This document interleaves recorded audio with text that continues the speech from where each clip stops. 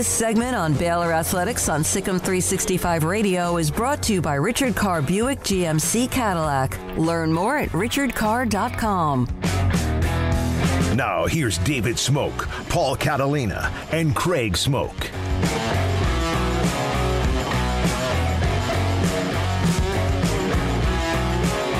Men's basketball coach, national championship head coach Scott Drew. What a start for Baylor after the win on Saturday night against Oregon. You know, I asked you this in the post game, and no, I had not been sleeping, but I was wearing a T-shirt that so tough because you guys closed the gap at the end of the half, and it gave you that kind of surge. And then here comes what I call that defensive boa constrictor. I mentioned, how does it work? Is that just now the culture of your team? You just know if you just keep grinding, things will happen? I like that. What was that? The defensive boa constrictor? Yeah. Maybe we need to. Yeah, maybe you need to coin that, patent it, and start making some revenue off that. I think I'll use that. Yeah, hashtag boa constrictor. Yeah, that's what I'll do. Well, I think a couple things. One, our players do a great job when we make adjustments and adjusting to it. Number two, you look at our depth, and our depth normally wears people down. And then number three, whenever you're ranked number one, you're playing on the road. The other team is so fired up and excited at the beginning of the game, and as time wears on, then they return usually back to normal. And you look at Oregon, I thought they really, the first 10 minutes were on fire and played a tremendous game, and then that last 8 minutes of the half, we were able to kind of establish some rhythm and get back to what Baylor basketball is about, and that is good defense and good shot selection, getting stops, getting out in transition. You've done all of this. You can't start the year any better. You've won every game. Yeah. You've won every game by 8 points or more. It's a great start. Mm-hmm. How do you guard, and how have you guarded against complacency? Well, I think first and foremost, you have to have players that are about the right things, and they're about the process. They're about each and every day getting better and trying to win the last game. And if they understand the big picture, they don't get caught up with the here and now. And we always say a lot of people can handle failure because a lot more go through failure than success, but it's even harder to handle success. And you look at, hence that's why no one's won a game on the road being number one this year so far. So I think just making them aware of all that, and the biggest thing is having upperclassmen and people on your team that do a great job in conveying that to the younger guys, because at the end of the day, players listen to players more than they do coaches, and making sure that the upperclassmen are stating and guiding the ship the way the coaches want it guided, and they do a great job of that. So your bigs, and I mentioned even the young guys that play so well defensively on the perimeter, you can switch them around. No one can isolate, it seems like, on anybody. When you're recruiting now, is that just a must that you have to have those type of players, that they have to be those type of players? Well, we've always tried to adjust whatever style we play based on the personnel we have. So, for instance, we recruited Zach Eddy and at Purdue, and if he would have been a part of our program, maybe if he's in the game, you're looking at a different ball screen defense. Mm-hmm. So I think you'll always adapt what you do based on the personnel. The big thing is finding people that fit your culture, fit your program, people you want to coach that will help your program, and then that's on us coaches to make sure we put them in the best light possible. So you get to 400 wins, and in typical Scott Drew, you talked about how it's a team or program accomplishment, and I get that. I know that it takes more than just you, but you're the one that started this, along with many others who have been with you from start to finish. When you started in coaching, like the first win, I'm sure is huge, and maybe the 100th. Did you ever expect to be able to get to 400 or maybe 800 or anything like that? I honestly never really put much stock into it, and it's kind of like opening in a new restaurant or business. You were just so busy and you're grinding. You're really not thinking of 200, 300, 400 wins, and you know, I love how we approach it. And those are team awards, team honors. I mean, Player of the Year.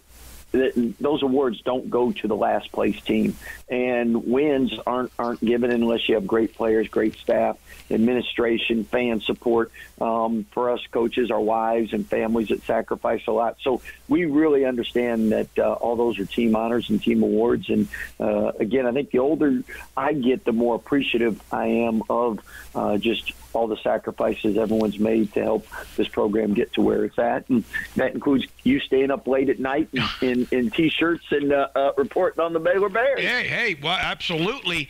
James Akinjo, he's obviously playing at a high level. There are times, like, again, I'm not going to break down it, but there was a time I think you had a 2-on-1. He was hot. He pulled up and tried to hit a 3, didn't go in, but he really has become that straw that can stir the drink. Is he someone that's maturing right in front of your eyes from when he first started, getting used to those around him and them getting used to him? Most definitely.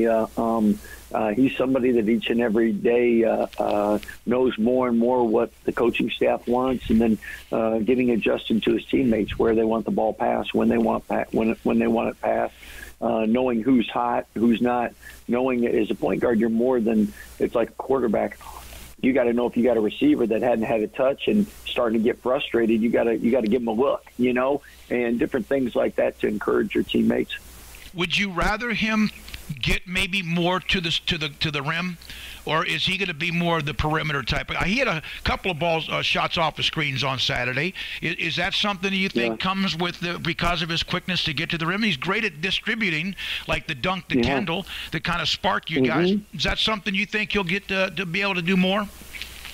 Well, he led the Pac-12 in assists, so he's definitely capable of facilitating. He's done a great job with us. He leads us in assists. At the same time, I think he averaged 16 a game in the Pac-12, and he scored at Georgetown. And we've had scoring point guards throughout our career you look at Pierre Jackson, Aaron Bruce, Tweety Carter, Curtis Gerald's on and on and on. So it's knowing the more you play with your team, that balance. I thought second half he gave us a great lift, gave us a great start. But in the first half, Adam Flagler was going, and I thought the team did a great job feeding and looking to Adam. So it's a balance. I think James has gotten better at finishing at the rim. His left hand's gotten better. But at the end of the day, he is someone that's more than capable of knocking down the three-point shot. Shot a good percentage at Arizona. And one thing, talking to Coach Miller, he said as the year goes on, he shoots better. And I think James will do that for us. He'll continue to improve his shooting percentage as he becomes more and more comfortable with things. Now, we all know the Big 12, 7 of the top 25 teams defensively come from the Big 12. So it's not like things get easier when you get into conference play.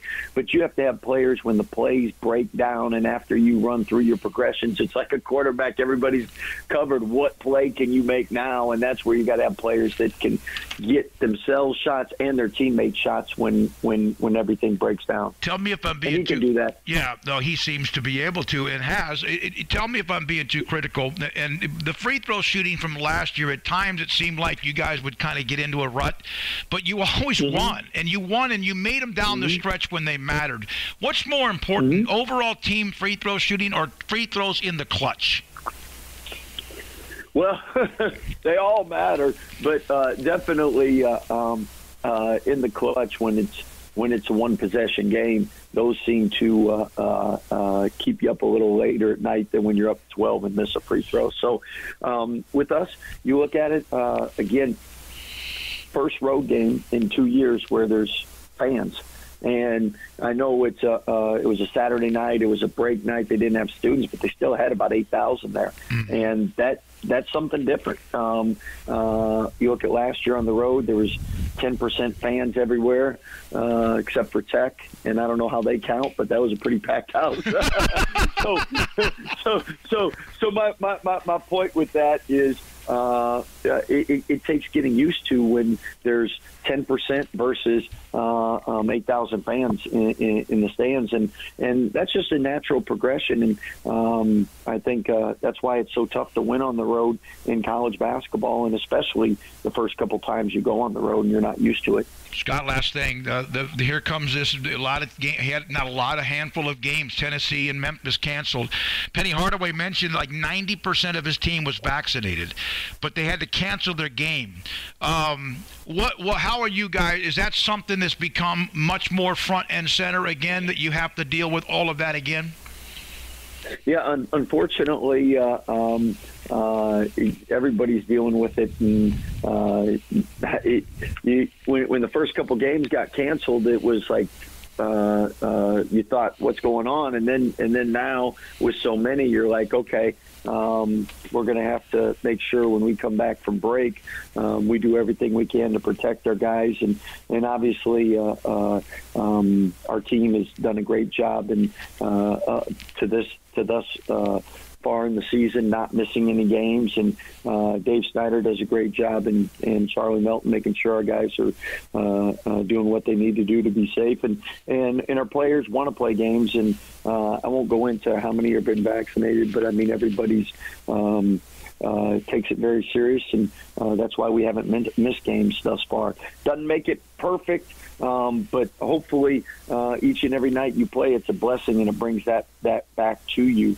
And our guys are really educated on that, and thus we've been successful the last couple of years. Baylor, Alcorn State tonight at the Farrell Center. Scott Drew, thanks for your time, Coach. Hey, I appreciate you, and with all the Baylor fans out there traveling over the holidays, you be safe, and thank you for all that you do for Baylor Athletics. Merry Christmas to y'all. Sikkim 365 Radio. He is so infectious. His positivity and his personality is truly almost, it just seemed like one of a